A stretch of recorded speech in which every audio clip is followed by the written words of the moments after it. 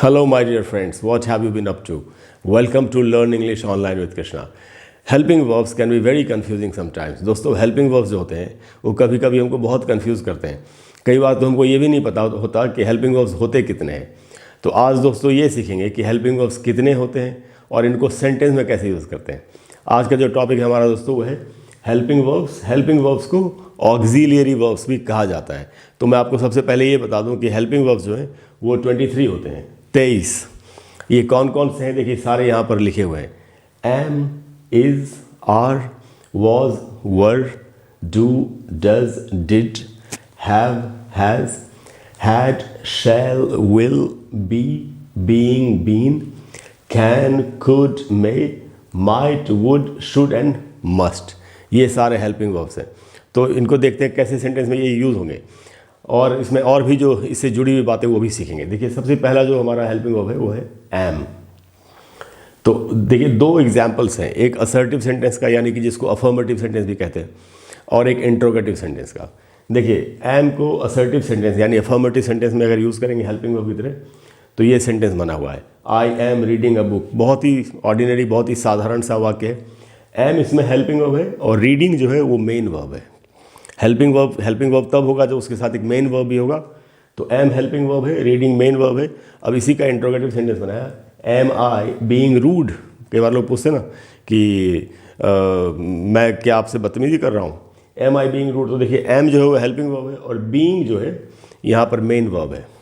B जो होता है वो अपने आप में फुल वर्ब की तरह भी यूज़ होता है। दूसरा जो हेल्पिंग वर्ब है दोस्तों वो है इज़। तो असर्टिव सेंटेंस में कैसे यूज़ करेंगे, ही इज़ ईटिंग फूड। बहुत ही मैंने सेंटेंसेस बहुत ही साधारण रखे हैं कि आप बिल्कुल आसानी से समझ सकें। ही इज़ ईटिंग फूड में इज़ जो है वो हेल्पिंग वर्ब है और ईटिंग जो है वो मेन वर्ब है। हेल्पिंग वर्ब के साथ मेन वर्ब होना चाहिए, तभी हेल्पिंग वर्ब होगा। इंट्रोगेटिव सेंटेंस कैसे बनाएंगे, is he flying a kite. इसमें देखिए, इज़ जो है वो हेल्पिंग वर्ब है और फ्लाइंग जो है वो मेन वर्ब है। अगला देखते हैं हेल्पिंग वर्ब आर। तो देखिए, असर्टिव सेंटेंस में यानी कि जो अफर्मेटिव सेंटेंस होता है उसमें कैसे यूज़ करेंगे, जैसे we are living tomorrow. Are इसमें हेल्पिंग वर्ब है और लिविंग जो है वो मेन वर्ब है। और इसी का अगर इंट्रोगेटिव सेंटेंस बनाएंगे तो सेंटेंस बनेगा, आर यू गोइंग होम। हम पूछते हैं कई बार, क्या तुम घर जा रहे हो। तो इसमें दोस्तों आर जो है हेल्पिंग वर्ब है और गोइंग जो है वो मेन वर्ब है। उसके बाद है वॉज। तो देखिए, असर्टिव सेंटेंस यानी कि अफर्मेटिव सेंटेंस में कैसे यूज़ करेंगे, she was playing tennis. Was इसमें हेल्पिंग वर्ब है और प्लेइंग जो है वो मेन वर्ब है। और अगर इसी का इंट्रोगेटिव सेंटेंस बनाया जाए तो सेंटेंस है दोस्तों, was she watching a film. किसी के बारे में पूछा जा रहा है तो इसमें वॉज जो है वो हेल्पिंग वर्ब है और वॉचिंग जो है वो मेन वर्ब है। हम आते हैं वर पर। तो वर असर्टिव सेंटेंस में यूज़ हुआ कि दे वर प्लेइंग फुटबॉल। कुछ लोगों के लिए कहा जा रहा है वे लोग फुटबॉल खेल रहे थे। तो वर जो है वो हेल्पिंग वर्ब है और प्लेइंग जो है वो मेन वर्ब है। और इसी का अगर इंट्रोगेटिव सेंटेंस हमको बनाना हो तो देखिए इस तरीके से बना सकते हैं। जैसे यहाँ पर कहा जा रहा है, पूछा जा रहा है, वर दे फाइटिंग, कि क्या वे लोग लड़ रहे थे। वर जो है वो हेल्पिंग वर्ब है और फाइटिंग जो है वो मेन वर्ब है। अब हम आते हैं डू पर। डू, डज, डिड, ये सब कैसे यूज़ होते हैं। देखिए, डू के बारे में है असर्टिव सेंटेंस में कैसे यूज़ होगा। अब डू जनरली नेगेटिव सेंटेंसेज में या इंट्रोगेटिव सेंटेंसेज में यूज़ होता है, तो कई बार एम्फैटिक सेंटेंस में भी यूज़ होता है। तो यहाँ पर पहला सेंटेंस असर्टिव सेंटेंस कि I do not like lawyers, किसी ने कहा। देखिए, इसमें डू जो है वो हेल्पिंग वर्ब है और लाइक जो है वो मेन वर्ब है कि मैं झूठे लोगों को पसंद नहीं करता। और अगर इंट्रोगेटिव सेंटेंस में यूज़ करेंगे डू को हेल्पिंग वर्ब की तरह तो इस तरीके का सेंटेंस बना सकते हैं। जैसे किसी ने पूछा किसी से कि do I look good in these clothes, क्या इन कपड़ों में मैं अच्छा दिखता हूँ। इसमें डू हेल्पिंग वर्ब है और लुक जो है वो मेन वर्ब है। देखिए, डज को कैसे यूज़ करेंगे, जैसे असर्टिव सेंटेंस में यानी कि अफर्मेटिव सेंटेंस में, he does not listen to anybody. कई बार लोग हम किसी के बारे में बोलते हैं ना कि वो किसी की बात नहीं सुनता। तो he does not listen to anybody में डज जो है वो हेल्पिंग वर्ब है और लिसन जो है वो मेन वर्ब है। और इंट्रोगेटिव सेंटेंस में कैसे यूज़ होगा, ऐसे यूज़ कर सकते हैं, does he come here daily. कि कोई पूछ रहा है किसी के बारे में, क्या वो रोज़ यहाँ आता है। तो देखिए, डज इसमें हेल्पिंग वर्ब है और कम इसमें मेन वर्ब है। हम देखते हैं डिड को कैसे यूज़ करेंगे। डिड पास्ट फॉर्म में यूज़ होता है।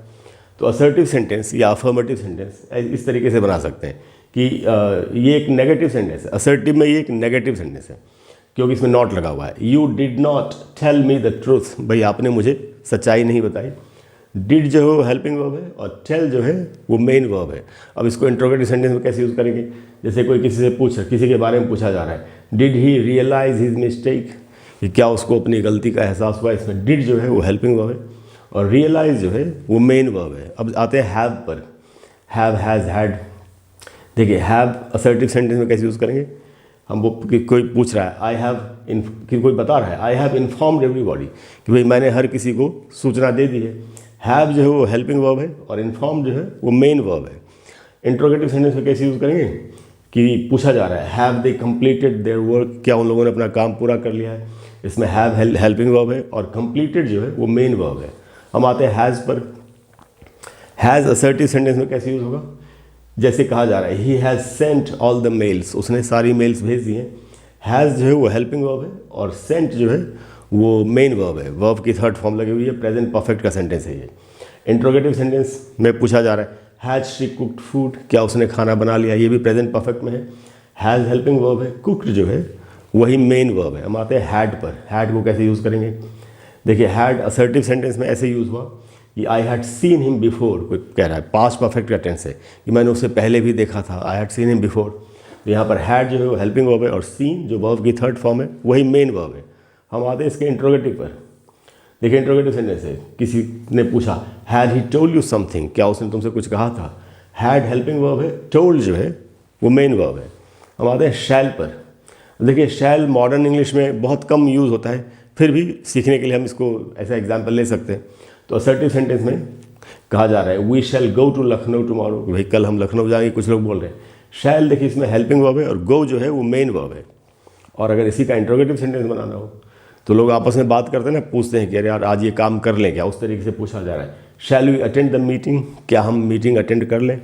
शैल हेल्पिंग वर्ब है, अटेंड जो है वो मेन वर्ब है। हम आते हैं विल पर।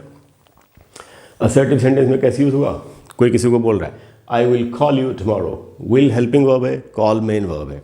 इंट्रोगेटिव सेंटेंस कैसे बनेगा, जैसे कोई पूछ रहा है will you help me, will helping verb है, हेल्प जो है वो मेन वर्ब है। अब हम आते हैं बी पर। देखिए यहाँ ये हमको थोड़ा सा सावधानी से सीखने की ज़रूरत है कि बी, बीन, बीइंग ये सब कैसे हेल्पिंग वर्ब की तरह यूज़ होते हैं। बी असर्टिव सेंटेंस में कैसे यूज होगा, कोई बता रहा है I will be living in Delhi for next 10 year. देखिए यहाँ पर क्या सीखने के लिए है, इस सेंटेंस में दो हेल्पिंग वर्ब्स है, ऑक्सिलरी वर्ब्स है। पहला हेल्पिंग वर्ब है विल और दूसरा हेल्पिंग वर्ब है बी। ऐसे होते हैं सेंटेंसेस जिनमें, और लिविंग जो है मेन वर्ब है, तो मेन वर्ब के अलावा दो हेल्पिंग वर्ब्स हो सकते हैं सेंटेंस में, इस तरीके से हो सकते हैं। तो इसमें विल तो है ही, पहला हेल्पिंग वर्ब वही है, बी जो है वो दूसरा हेल्पिंग वर्ब है। इंट्रोगेटिव सेंटेंस भी वैसे ही बनेगा, जैसे कोई पूछ रहा है किसी से will you be working here for ever, क्या तुम हमेशा यही काम करते हुए रहोगे हमेशा के लिए। तो विल जो है वो पहला हेल्पिंग वर्ब है और बी जो है वो दूसरा हेल्पिंग वर्ब है और वर्किंग जो है वो मेन वर्ब है। उसके बाद हम आते हैं बीन पर। देखिए असर्टिव सेंटेंस में कैसे यूज़ होगा, कहा जा रहा है the dog has been fed, कि कुत्ते को खाना खिला दिया गया है। हैज़ जो है वो हेल्पिंग वर्ब है और फेड जो है वो मेन वर्ब है और इसमें बीन जो है वो दूसरा हेल्पिंग वर्ब है। जैसे हमने पहले भी देखा था, हैज़ पहला हेल्पिंग वर्ब है, बीन दूसरा हेल्पिंग वर्ब है और फेड जो है वो मेन वर्ब है। इंट्रोगेटिव सेंटेंस भी ऐसे ही बनेगा, जैसे पूछा जा रहा है हैव दे बीन कॉन्टैक्टेड, कि क्या उन लोगों को कॉन्टैक्ट किया गया है। देखिए हैव पहला हेल्पिंग वर्ब है, बीन जो है वो दूसरा हेल्पिंग वर्ब है और कॉन्टैक्टेड इसमें मेन वर्ब है। तो जैसा कि मैंने कहा कुछ एक सेंटेंसेस में दो दो हेल्पिंग वर्ब्स हो सकते हैं मेन वर्ब के अलावा। हम आते हैं बीइंग पर। अब बीइंग असर्टिव सेंटेंस में कैसे यूज़ होगा, कहा जा रहा है the work is being done, काम किया जा रहा है। इस सेंटेंस में भी वही हुआ है, इज़ पहला हेल्पिंग वर्ब है, बीइंग दूसरा हेल्पिंग वर्ब है और डन जो है वो मेन वर्ब है, वर्ब की थर्ड फॉर्म है कि काम किया जा रहा है। इंट्रोगेटिव सेंटेंस भी उसी तरीके से यूज़ होगा, is the bridge being built, पूछा जा रहा है कि क्या पुल बनाया जा रहा है। देखिए इज़ पहला हेल्पिंग वर्ब है और बीइंग जो है वो दूसरा हेल्पिंग वर्ब है और बिल्ट जो है वही इसमें मेन वर्ब है। अब हम आते हैं दूसरे एग्जाम्पल्स पर। कैन, कुड ये सीखते हैं। तो कैन जो है दोस्तों मॉडल वर्ब है और ये हेल्पिंग वर्ब की तरह यूज़ होते हैं। असर्टिव सेंटेंस में कैसे यूज़ करेंगे, कोई बता रहा है I can solve this problem, मैं इस प्रॉब्लम को सॉल्व कर सकता हूँ। कैन इसमें हेल्पिंग वर्ब है, सॉल्व जो है वो मेन वर्ब है। हम आते हैं इसके इंट्रोगेटिव सेंटेंस पर। किसी ने पूछा कैन यू डू इट, क्या आप इस काम को कर सकते हो। कैन हेल्पिंग वर्ब है, डू इसमें मेन वर्ब है। कुड पर आते हैं, कुड भी इसी तरीके से यूज़ कर सकते हैं। Assertive sentence he could not do anything in that situation, कि वो उस सिचुएशन में कुछ नहीं कर सका। कुड जो है वो हेल्पिंग वर्ब है एंड डू जो है वो मेन वर्ब है। इंट्रोगेटिव सेंटेंस भी वैसे ही बना सकते हैं, जैसे किसी ने पूछा कुड यू हेल्प मी, क्या तुम मेरी मदद कर सकते हो। कुड हेल्पिंग वर्ब है और हेल्प जो है वो मेन वर्ब है। हम आते हैं मे पर। देखिए मे असर्टिव सेंटेंस में कैसे यूज़ होगा, कुछ लोगों के बारे में कहा जा रहा है दे मे अराइव टुडे, कि हो सकता है वे लोग आज शायद आ सकते हैं। मे हेल्पिंग वर्ब है, अराइव जो है वो मेन वर्ब है। इंट्रोगेटिव सेंटेंस भी उसी तरीके से बनेगा, जैसे कोई पूछ रहा है मे आई लीव नाउ, क्या अब मैं जा सकता हूँ। मे जो है वो हेल्पिंग वर्ब है और लीव जो है वो मेन वर्ब है। हम आते हैं माइट पर। माइट भी ऐसे यूज़ कर सकते हैं आप, जैसे किसी ने कहा इट माइट रेन टुडे, आज शायद बारिश हो सकती है। माइट हेल्पिंग वर्ब है, रेन जो है वो मेन वर्ब है। रेन नाउन भी होता है वैसे। और इंट्रोगेटिव सेंटेंस भी उसी तरीके से बना सकते हैं, जैसे किसी ने पूछा might I see your ID please, क्या मैं आपकी आईडी देख सकता हूँ। तो माइट जो है दोस्तों वो हेल्पिंग वर्ब है और सी जो है वो मेन वर्ब है। हम आते हैं अगले हेल्पिंग वर्ब पर, जो कि है वुड। असर्टिव सेंटेंस में कैसे यूज़ करेंगे, I would like to have some coffee. Would helping verb है, लाइक मेन वर्ब है। और इंट्रोगेटिव सेंटेंस में भी वैसे ही हम पूछ सकते हैं वुड यू हेल्प मी, किसी ने पूछा किसी से क्या तुम मेरी मदद कर सकते हो।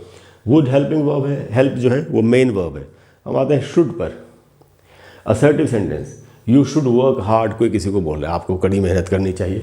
शुड हेल्पिंग वर्ब है, वर्क जो है वो मेन वर्ब की तरह यूज हुआ है सेंटेंस में। और अगर इंट्रोगेटिव सेंटेंस है तो शुड आई कॉल हिम, कोई पूछ रहा है क्या मैं उसे कॉल करूँ। शुड हेल्पिंग वर्ब है, कॉल जो है वो मेन वर्ब है। और हम आते हैं आखिरी हेल्पिंग वर्ब पर, जो कि 23वां। किसी असर्टिव सेंटेंस में कैसे यूज़ करेंगे, कोई किसी से कह रहा है यू मस्ट लर्न इंग्लिश आपको इंग्लिश ज़रूर सीखनी चाहिए। मस्ट हेल्पिंग वर्ब है, लर्न जो है वो मेन वर्ब है। और इंट्रोगेटिव सेंटेंस में कुछ लोग आपस में बात कर रहे हैं must we eat out tonight, कि क्या आज रात को हमें बाहर खाना खाना ही चाहिए, ज़रूरत है क्या। तो मस्ट हेल्पिंग वर्ब है, ईट जो है वो मेन वर्ब है। तो इस तरीके से दोस्तों 23 जो हेल्पिंग वर्ब्स हैं उनको हमने देखा कि उनको कैसे यूज़ किया जा सकता है। कंफ्यूज नहीं होना चाहिए, किसी भी टॉपिक को अगर थोड़ा डिटेल में हम पढ़ लें तो बड़ी आसानी से समझ में आ जाता है। इस वीडियो में मैंने जल्दी जल्दी आपको बताया क्योंकि जिससे कि वीडियो बहुत लंबा नहीं हो जाए। मुझे पूरी उम्मीद है आप अच्छे तरीके से समझ गए। बाकी आपको थोड़ी प्रैक्टिस करनी चाहिए इनके साथ। जैसे जो एग्जाम्पल्स मैंने बनाए आप खुद से भी बैठ के थोड़े से एग्जाम्पल्स बना सकते हैं, धीरे धीरे सब क्लियर हो जाएगा। तो अगर कोई भी ऐसा टॉपिक है जिसकी वजह से आपको परेशानी हो रही हो, समझने में दिक्कत हो रही हो और आप चाहते हैं कि मैं आपके लिए एक वीडियो बना दूं उस टॉपिक ऊपर, तो आप कमेंट्स में लिखिए। Thank you very much for all your love and for all your support. I will see you soon. Bye bye.